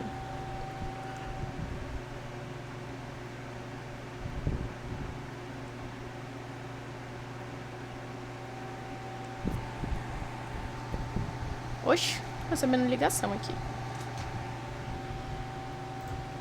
Tá. Então, gente, continuando, tá? Beleza. Então, a gente vai caber... eu tô trazendo aqui o que tem na resolução, que tem aqui descrito como desenvolvimento. Então, assim... Mas entendam que a partir disso aqui, vocês vão desenvolver outras coisas, né? É uma grande área, é uma abstração, como eu falei. Você vai especificar em seu sentido dependendo de qual é o objetivo. Seu objetivo é um relatório? Seu objetivo é um artigo? Né? O que você está trabalhando ali? Dependendo de qual objetivo for, né? Se for um relatório, se for um projeto, se for a pesquisa em si, vocês vão diferenciar as sessões em determinados âmbitos, ok? Na conclusão, gente, diferenciem conclusão de resultados, ok? Por exemplo, se vocês fazem um estudo quantitativo, né, que se baseia em análises estatísticas, nos resultados vocês vão dizer a que scores, a que números, a que valores vocês chegaram ao final da pesquisa de vocês, beleza? Na conclusão, vocês vão fazer um aparato final do que aconteceu. Vocês vão dizer no final a síntese. Ok, nós tivemos tais resultados, mas o que isso corrobora? Ou então, o que isso está divergindo deste ponto a que eu estou querendo chegar? Entendeu? Então, assim, a conclusão, ela diz respeito a isso. Ela diz respeito a como que você, a partir da teoria, a partir dos resultados, interpretou como você trabalhou, ok? Você vai recapitular sinteticamente, né? Na conclusão, normalmente, o pessoal faz um resumão do que foi percebido, do que foi estudado anteriormente, a quais teorias você estava embasado e a que você chegou depois da sua pesquisa. Esse daqui que eu tô falando, gente, sobre essa questão da nomenclatura dos títulos, é uma coisa que eu já tinha falado para vocês anteriormente. Não necessariamente, ó, todas as coisas dos elementos textuais, introdução, justificativa, tudo isso, não precisa ter a nomenclatura não precisa ter a nomenclatura introdução. Introdução até que sim, mas justificativa, o próprio referencial teórico e tal, etc. Você não precisa ter o nome da seção ali no início, ok? Você pode simplesmente colocar o nome que você preferir, o título que você acha que vai ficar mais legalzinho aí neste ponto, ok? Gente, só um momento.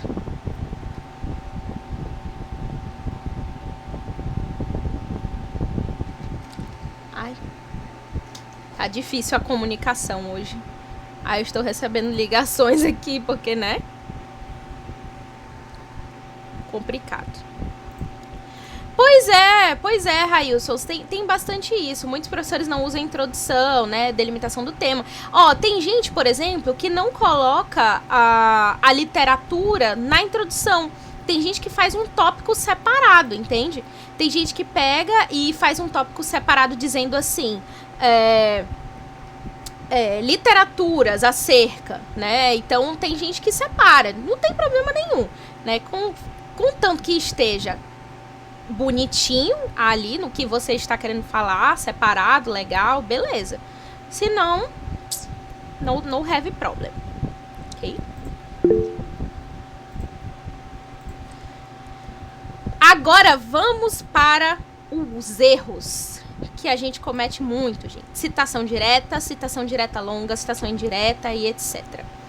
A citação direta, gente. Citação direta é o copia e cola, né? Conforme você encontrou no livro, no artigo, do jeitinho que você encontrou, você vai copiar direto no seu texto. Não é muito recomendada, assim como a PUD, né? Não é muito recomendada, mas eu adoro fazer citação longa, gente, porque dá um espaço. Citação longa é um negócio muito legal, justamente porque dá um espaçamento muito bom no trabalho. Então, assim... Olha, Railson, eu vou te dizer. A minha professora de quantitativo, ela falava assim, gente, não usem a PUD. Sabe o que vocês fazem? Vocês vão na referência da pessoa, né? Ah, ela citou um autor que eu achei legal, né? E aí, mas eu não quero citar a citação. Eu quero usar o texto original. Aí você vai lá na referência da pessoa e coloca lá, né? Tem muito isso, esse negócio de preguiça do pesquisador. Mas é porque a gente não quer ir lá no direto, né? Mas aí vocês podem só... Ó, gente, olha a safadeza. Tem muita gente que faz isso, eu já fiz horrores. Que eu só pego, copio e colo a referência da pessoa lá, né? Tem isso. Mas eu acho... Poxa, se você tá pesquisando, se você achou uma citação legal que não é da pessoa, qual é o problema de usar? sei lá, acho meio frescurento esse negócio aí. Mas enfim, né? Meio frescurento. Ah, gente, quando vocês forem usar a citação, não usem muita citação direta, tá? Não usa. Usa a citação indireta, né? Porque encher o trabalho de citação direta vai parecer que você nem leu o que estava escrito ali. Às vezes parece isso. Então, é bacana você usar uma citação indireta, né? Um sinônimo, né? E citação indireta é fácil de usar, gente. É super fácil de usar. Você pode pegar e você pode simplesmente trocar palavras por sinônimos. Troca uma vírgula, troca uma palavra, né? Fica muito mais chique e muito mais legal. Pois é, Gustavo, mas isso aqui se aplica no caso de citação indireta, né? Porque às vezes você acha uma citação direta ali bem bacana que se aplica fielmente ao que você está pesquisando. Aí, né, para você ainda ir lá atrás do texto e etc, aí é gorobado. Bom, continuando, né? Aí, citação direta, aspas duplas, tá? No início e no final. Se for curta até 3 linhas, ok, gente? A partir de 4 linhas a gente faz aquele recuo.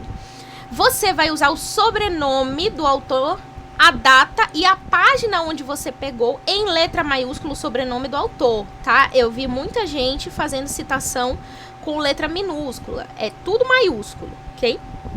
E só o sobrenome, não precisa colocar o nome e sobrenome. A não ser que esteja no texto corrido, né? Então, por exemplo, você vai falar sobre como é que é? Silvia Lopes. Silvia Lopes. Aí você vai colocar Silvia Lopes. Segundo Silvia Lopes, aí se você colocou o nome dela antes, você não precisa colocar no parêntese, tá? Então, olha aqui. Aqui temos o exemplo. Ué, tá aqui, ó. Aspas, nome em maiúsculo, ano, página. O P vai estar abreviado, é só o Pzinho, tá? E o número da página, fecha parêntese, ponto. Ok? Aí temos o segundo exemplo, que é como eu falei. Se você cita o autor no seu texto, não precisa colocar o sobrenome dele no parêntese, ok? Coloca o ano e a página apenas. Outra coisa importante, se você não citou a frase inteira do autor, se você só cortou um pedaço, coloca... como é que é o nome desse negócio aqui, gente? Não é parêntese, eu esqueci o nome desse trocinho aqui. Não é chave também. Não é chave também. Chave é o outro. É um nomezinho, não é, é colchete? Não sei, não Acho lembro. que é colchete, né? É, colchete. É colchete. Aí você vai colocar o colchete e vai colocar essas três reticências e fecha o colchete, ok? É a segunda forma, Gustavo, é colchete. E aí você vai fazer isso toda vez que você recorta o texto do cara. E recorta o texto que eu digo, não é a citação em si. Mas por exemplo, o cara fala uma frase, eu falo um parágrafo todo, você não quer usar o parágrafo todo, você quer usar só um pedaço do parágrafo. Então, onde você cortou, você utiliza o colchete com as reticências.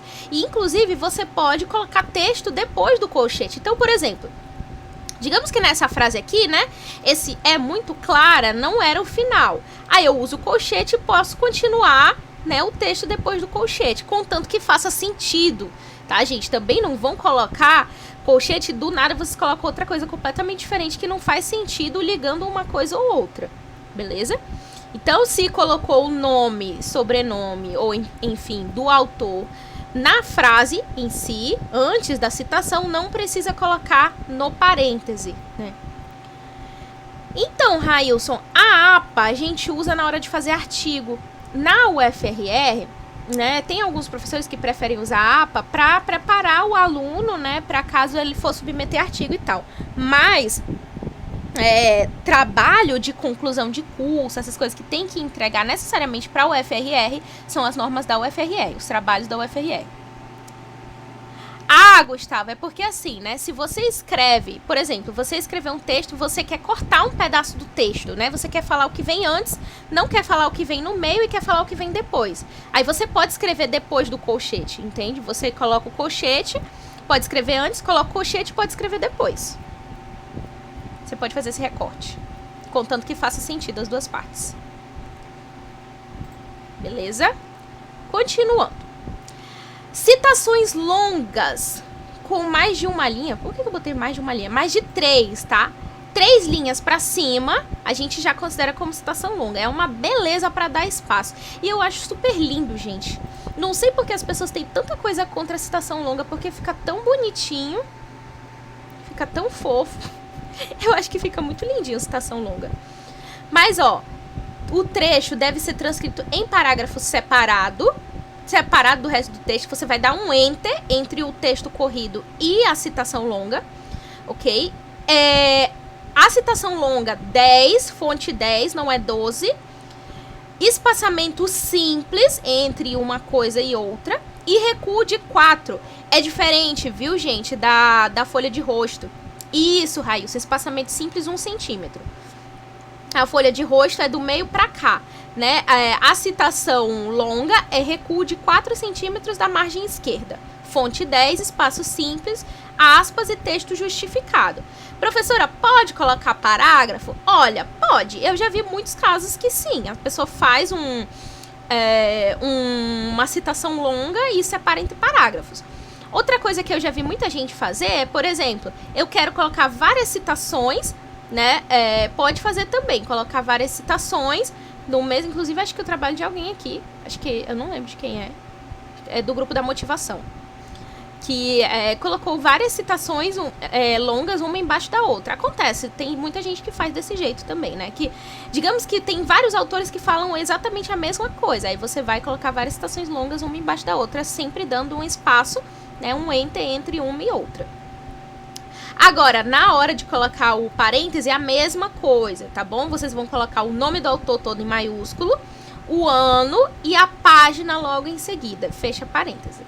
A não ser que, na realidade, agora me veio a dúvida. Se você colocar o nome do autor antes de citar a citação longa, me veio a dúvida se precisa ou não colocar o sobrenome aqui. Eu acredito que não, né? Eu acredito que é regra. Se colocou o nome e sobrenome antes, você não precisa trazer ele no final, o sobrenome, porque a pessoa já sabe de quem você tá falando.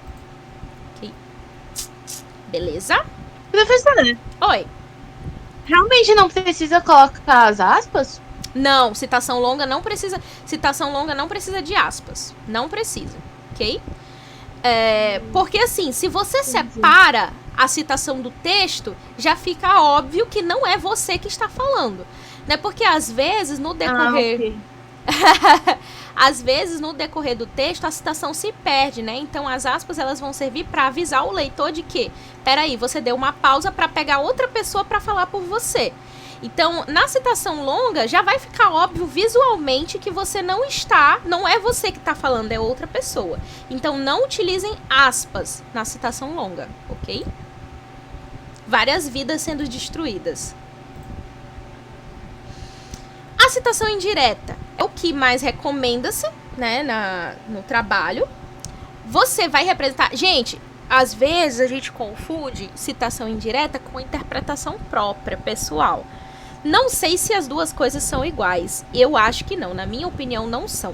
Porque a citação indireta, né, pelo menos de acordo com as normas da UFRR e da BNT, você vai reproduzir fielmente as palavras do autor com outras palavras, com sinônimos, por exemplo. É a safadeza que a gente usa. A gente quer pegar a citação, mas a gente não quer fazer citação direta. A gente faz o quê? Vai lá no sinônimos.com, bota lá, pega algumas palavras da citação direta, acha os sinônimos.com e coloca como citação indireta, né? O quê? Plágio colocar como citação indireta? Ou o quê? Ou citar as palavras do autor? Qual das duas? Porque, no caso... Oi. Só trocar por sinônimos. Você basicamente reproduz o texto aqui com outras palavras, é plágio. Não, mas... A citação indireta é uma citação indireta é uma interpretação, as tuas palavras, do que o autor escreveu. É um erro que eu acho que a gente faz, o mesmo eu incorria muito nesse erro, é você achar que você faz citação direta, você faz citação indireta de um parágrafo. Não, você faz citação indireta de todo um texto, você basicamente sintetiza um livro, sintetiza um artigo numa citação indireta. Se for para pegar só um parágrafo do trabalho do autor, você faz citação direta. Porque caso não, para mim, no meu entendimento, é plágio. Não sei, eu discordo um pouco desse ponto. Porque a gente faz bastante isso. Quer dizer, pelo menos eu fazia bastante. Tipo, você cita o autor, né? Mas aí você, de alguma forma, você manuseia as palavras dele para algo que cabe melhor ali no seu texto, né? Você colocando de quem foi, não sei. Pois a questão dessa interpretação própria é que tem essas questões de que você não está retratando fielmente, né? Aí eu fico na dúvida. Porque as normas dizem que é a reprodução fiel, você só está modificando, né? Você está mudando a transcrição literal, mas a reprodução continua a mesma. Agora, se você interpreta o que o autor fala, aí eu não sei se já é citação, porque aí você não está dizendo o que ele disse. Dúvidas quanto a normas?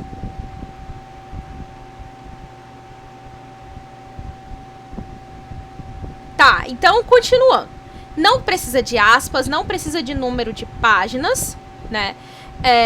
Você vai colocar só o sobrenome do autor e a data, ok? Não precisa da página.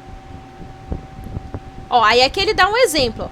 A produção de lítio começa em Searles Lake, Califórnia, em 1928. Aí você coloca o nome do autor em maiúsculo e você coloca o ano em seguida.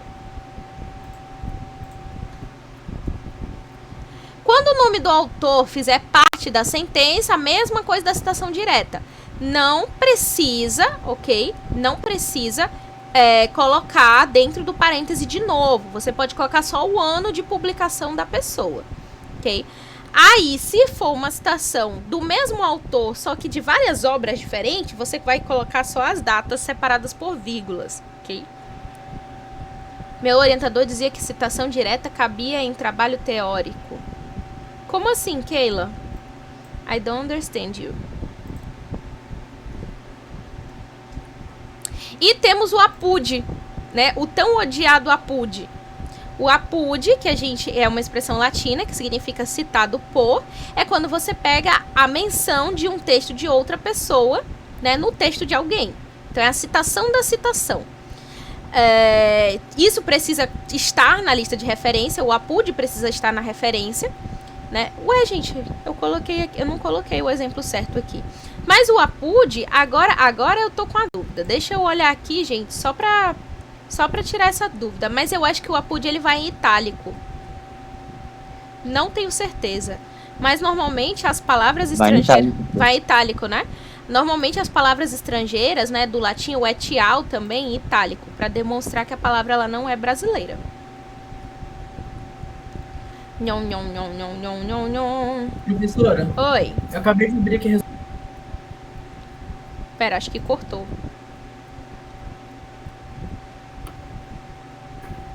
O que você tava falando? Acho que cortou.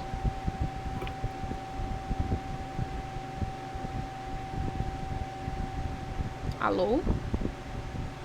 Acho que tá... Oi, tá mutado. Tá me ouvindo agora? Agora sim. Ah, tá. Eu abri a resolução aqui e no exemplo da resolução, o APUD não tá em itálico, ele tá normal. Uhum. Aí fica a dúvida. Então, se na norma da UFRR não tá dizendo que precisa estar em itálico, então a gente não bota. Mas normalmente eu coloco todas as palavras estrangeiras, porque eu acho que... Eu não lembro se... Eu acho que é norma da ABNT agora, não lembro se é a ABNT ou é a APA, mas eu acho que deve ser a ABNT. Que essas palavras que são estrangeiras a gente coloca em itálico. Eu sempre coloco. Não é isso? Tá, então, continuando. Pós-textuais, depois de que você fez tudinho, né? Aí você vai para as referências, apêndices e anexos. Referências é o que mais dá dor de cabeça. Eu ainda preciso entrar nesse mundo da tecnologia em que a gente faz as referências automatizadas. Mas se bem que faz tempo que eu não produzo nada, né? Escrito assim, então... Ai, que tristeza. Mas referências. Referências vêm antes dos anexos, tá, gente? Vem antes do apêndice, antes dos anexos. Referências vêm antes. Vem logo depois, logo em seguida o trabalho. Ordem alfabética, ok? Precisam ser digitadas usando espaço simples. Detalhe, gente. O espaço simples é entre a referência. Para separar, espaço duplo, ok? Então, você vai dar 2 espaços entre uma linha e outra das referências. É lindo, porque dá um monte de página. Gente, eu juro que eu não tô tentando reforçar vocês a fazer trabalho com muita página não, viu? Juro pra vocês, sou contra. Sou a favor de encurtarmos as coisas. Mas eu só tô dando os macetes caso as pessoas valorizem mais suas páginas do que seus conteúdos. Referência dá muita página, gente. Justamente por causa dessa separação aqui. Olha só, regra geral, geralzona, né? Tem suas especificidades. Não coloquei todas aqui, gente. São muitas especificidades, tá? Dicionário, enciclopédia, se é artigo de internet, se é de revista, né? Se é de monografia, tudo isso tem suas especificidades. Então, eu coloquei algumas principais. O último sobrenome da pessoa vai estar em maiúsculo, vírgula, o prenome. Pode ser o primeiro nome. E aí, gente, o que acontece? Você tem duas opções. Por exemplo, se o nome da pessoa for Fernanda Moraes, você vai colocar o Moraes em maiúsculo. Você pode colocar Fernanda ou você pode colocar só o F, ponto. Tem essas duas opções. Não necessariamente é errado você colocar só o Fzinho. Eu costumo colocar só o... Não costumo... Na verdade, né, a professora Eliane, a gente teve uma discussão na aula de Psicologia Social do Racismo que eu achei muito evidente, muito bacana. De a gente não... de alguma forma, a gente não abreviar o nome da pessoa. Por quê? Porque, teoricamente, a maior parte das pessoas que fazem parte das ementas são homens, né? Então, assim, você colocar o nome e sobrenome da mulher ali, né, faz destacar que, sim, teóricos importantes são mulheres também. Então, temos essa opção. Mas, às vezes, por preguiça, a gente esquece um pouco as discussões sociais, gente. É triste. Por preguiça não, né? Preguiça não, gente. Cansaço. Falta de tempo. Acontece. Mas é legal vocês pensarem a respeito disso. Quando vocês forem citar uma autora que é mulher, uma autora que é não branca, né? E vocês acharem que é importante. Na verdade, sempre é importante destacar, né? Então, aí, no texto mesmo, onde você citou ela, você coloca de acordo com fulana. Aí... Pois é. Nossa, por exemplo, uma autora, né, que até hoje eu confundo, que a gente, infelizmente, a gente é reforçado a isso, né? A autora é a Papalha. Vocês com certeza já leram Papalha, né? E eu passei anos e anos da minha graduação falando o Papalha. Até que a professora Fernanda, não é o Papalha, é a Papalha. É a autora. E aí eu fiquei, uau, como assim? Que lindo! Mas tá enraizado, gente, é difícil. A gente, sempre quando a gente fala autor, a gente fala o autor. A gente precisa se desconstruir. O Bock não. Esse daí eu nunca reproduzi, não. Porque a Bock, a Ana Maria Bock, isso daí é padrão, gente. Padrão psicologia, saber que é a Aninha. Nossa amiga Ana. Tá, então você vai colocar nome, sobrenome, prenome, né? O título em negrito, se tiver título e subtítulo, só o título vai estar em negrito, subtítulo depois dos 2 pontos. Se o seu título for corrido e não tiver subtítulo, todo em negrito, ok? A edição, o local de publicação, né, a cidade. Então, a editora vem depois da cidade. Você vai colocar a cidade onde foi escrito o artigo, o livro, etc. 2 pontos, o nome da editora. A data de publicação desse livro. E na UFRR, gente, a gente tem aqui uma diferença das normas da ABNT. Porque nas normas da ABNT, a página vem antes da data, né? Mas isso daí... Eu sempre coloquei a data por último. Nunca ouvi reclamações. Mas nas normas da UFRR, a página vem por último. Outra coisa que nas normas da UFRR é um pouquinho diferente, é que nas normas da UFRR, eles dizem que é para você colocar a quantidade de páginas ou que você usou. Então, por exemplo, se você usou só as páginas do livro todo, você usou só as páginas da 49 a 50. Beleza. Você especifica. Mas se você usou o livro inteiro como referência, você coloca quantas páginas tem no livro. Eu nunca fiz isso, sendo bem sincera pra vocês. Nunca coloquei quantas páginas tem no livro na referência e nunca coloquei as páginas por último. É novidade pra mim isso. Inclusive, eu fiquei sabendo disso preparando a aula pra vocês. Não sabia, não. Mas, normalmente, eu uso o ano por último. Então, I don't know. por via das dúvidas, não sei, né? Pergunta do orientador de vocês. Mas pra mim nunca deu problema colocar o ano por último, não. Seriously. Aí os meses, né? O mês de publicação, ele precisa ser minúsculo, abreviado. E a palavra páginas, ok? Páginas. Cuidado, Lívia, com essa... É porque a gente tem que ter cuidado, Lívia, porque cada universidade, ela tem uma norma diferenciada. E parece que as normas da BNT são pagas, né? Então você tem que ver... Como é que é? Ah, me perdi. Não, pois é, aí você tem que ver se a norma é da universidade ou se é a norma da BNT, né, que você tá pegando. Beleza. Nananã. Aí, ó, a página você coloca só o P. O Pzinho com ponto. Aí se você, por exemplo, se você usou aqui, ó, 205 a 210. Aí você vai colocar assim. Eu, Violeta, sempre coloquei a página antes do ano. Mas perguntem o orientador de vocês, tá? Porque vai que ele não quer, vai que ele quer igualzinho às normas. Nunca se sabe. Aqui, ó. Indicar o último sobrenome, letras maiúsculas, como eu falei, separados entre si por vírgula. Agora, a vírgula, gente, a gente separa o nome do autor sozinho. Se for mais de um autor, ponto e vírgula, ok? Ó, percebam nesse último exemplo aqui. Twiz R.J. Twiz, vírgula, R.J. Agora, quando foi separar o Twiz do Moores, a gente separou por ponto e vírgula, ok? Então, Twiz.R. J. Aqui ele colocou o nome do autor todinho, né? Só que abreviado. Aí depois ele colocou ponto e vírgula, sobrenome e as letras que definem o nome e o prenome da pessoa. Belezinha? Ok.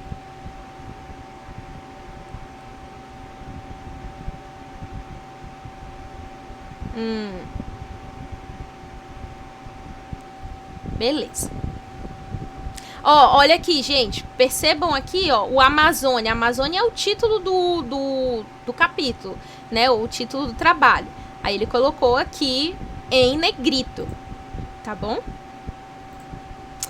Nota, quando o último sobrenome for acompanhado por designação de parentesco, né? Então, se for Júnior, Ferreira Júnior, não sei o que, Neto, a gente não abrevia, porque senão, se você abreviar, vai ficar como? Vai ficar, por exemplo, Felipe Neto. Olha o exemplo, né? Felipe Neto. Se você colocar só o N, ponto, não vai saber que é designação de parentesco. Pode ser, sei lá, Noronha, Nascimento, entende? Então, quando é designação de parentesco, a gente coloca por completo.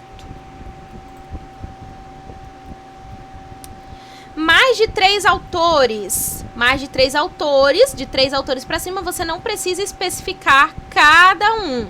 Você vai colocar o nome do primeiro, né? Ou o nome do mais importante, ou então que tá lá na norma, ou então o organizador. E você vai colocar o et al. Novamente, nas normas da UFRR, o et al, ele não precisa estar em itálico, mas eu sempre coloco. Agora eu não lembro de onde que vem, eu acho que é da ABNT, do itálico, né, do et al. Aí, olha só, Mosby Guide to Physical Examination, aí aqui tem o et al, né, então a gente subentende que não é só esse autor, tem outros, no mínimo 4 autores para ter o et al. E aí, olha só as normas da UFRR, gente, que bizarro. A página vem por último, né? 883p, significa que o livro tem 883 páginas. Eu nunca fiz isso na minha vida. Mas, não sei, né? Quando o autor é desconhecido, você pode colocar a entrada logo pelo título, sem colocar o autor. Não precisa colocar anônimo, tá, gente? Se você desconhece o autor, não precisa colocar que ele é desconhecido, não precisa colocar que ele é anônimo. Só não coloque. Só coloque o título mesmo. Beleza? Quando o autor for repetido, ou seja, quando você tem vários textos que são do mesmo autor, você não precisa ficar repetindo o nome dele várias vezes, né? O que você pode fazer? Você simplesmente vai colocar uma linha. Aqui o meu ficou tracejado, mas eu acho que é por causa da fonte do slide. Mas é uma linha direta, tá? Não é traço, não. você vai colocar uma linha de 6 espaços para dizer, né, logo abaixo, um abaixo do outro. Então, vamos dizer que você usou várias referências do Paulo Freire. Você vai colocar uma abaixo do outro, você vai colocar a primeira, né, bonitinho, Freire, vírgula, Paulo, colocar o nome do livro, etc. E logo abaixo, se você usou mais Paulo Freire, você não vai precisar ficar colocando Paulo Freire, Paulo Freire, Paulo Freire, Paulo Freire. Você vai colocar simplesmente aqui a linha para dizer que a pessoa que lê vai entender que é do mesmo autor. Ok? Cadê? Ó, os organizadores. Se a pessoa que você citou, né, for organizadora do trabalho, você vai colocar depois do nome dela, entre parênteses, org. Ou vai colocar entre parênteses, ed. Fecha parênteses, ok? Você pode optar, ou também se ele for coordenador, você vai colocar cord. Né? Tem essas opções, sempre abreviado. Aí você vai colocar depois do nome dele, né, que você citou logo no início da referência. Ok? É porque, gente, tem diferença. Tem uma diferença entre etial e tem a diferença entre organizador. Por quê? Eu não sei se vocês já viram livros, né? Por exemplo, eu recebi um livro da professora Cláudia, inclusive... Ah, obrigada, mãezinha. Eu recebi um livro da professora Cláudia que tem vários artigos, é um livro com vários artigos falando sobre a mesma coisa, sobre avaliação psicológica, né? Aí, então, perceba que todos os autores não fizeram parte do livro todo, cada um escreveu uma parte específica. Então, nesses casos, normalmente a gente fala em organizador, em coordenador, né? É diferente do etial. O etial, né? Todas as pessoas que estão ali citadas, elas fizeram parte da construção do livro todo, né? Então, é diferente da organização, do organizador. Quando o autor for uma entidade coletiva, por exemplo... Beber água, que minha garganta secou. Por exemplo, se o autor for um órgão público, né? Então, a gente pega aquelas legislações, ou a gente pega uma resolução, tudo isso, né? Aí a gente fala de entidade coletiva. Obras de cunho administrativo ou legal devem iniciar diretamente pelo nome da entidade em letras maiúsculas por extenso. Então, olha só, Universidade Federal de Roraima, você vai colocar o nome todo geral em maiúsculo. Se essa associação for muito conhecida, né, IBGE, por exemplo, é uma associação, né, uma entidade pública muito estabelecida que todo mundo sabe o que significa IBGE. Você não precisa colocar Instituto Brasileiro de Geografia e Estatística. Você coloca só IBGE no início, que já vai estar subentendido. Outro exemplo é Embrapa aqui, né? Ou então APA, a própria APA. Ai, socorro, que seja. As universidades sempre devem iniciar com letras maiúsculas por extenso, né? Para instituições com nomes homônimos, deve utilizar a área geográfica. Então, por exemplo, porque aqui no estado a gente só tem uma universidade federal, né? A gente não tem vários campos, né? Em cidades maiores, em estados maiores, então a gente tem a USP, mas tem os campos da USP, né? Que ficam em cidades diferentes. Aí a gente coloca o nome da cidade em que está localizada. Quando a editora for a mesma instituição, não é indicada. Esse daqui nem eu entendi. Quando a editora for a mesma instituição ou pessoa responsável pela autoria e já tiver sido mencionada, não é indicada. Ah, entendi. Por exemplo, tem a Universidade Federal de Roraima e tem a editora da Universidade Federal de Roraima. Você não precisa colocar, por exemplo, se o nome da editora for Universidade Federal de Roraima, você não precisa colocar a Universidade Federal de Roraima aqui e Universidade Federal de Roraima na editora. A não ser que a editora da universidade tenha um nome diferente, entendeu? Aí você não precisa repetir. E aqui temos um exemplo, né? Universidade Federal de Roraima, Balanço Social e Econômico da UFRR, em negrito, Boa Vista, ó, editora UFRR, é diferente, ó, é diferente. É UFRR o nome da editora. E olha, gente, é muito estranha a página ficar por último. Pensa num negócio bizarro e esquisito. Ainda estou tentando me adaptar a essa nova realidade. Mais bizarro pra mim.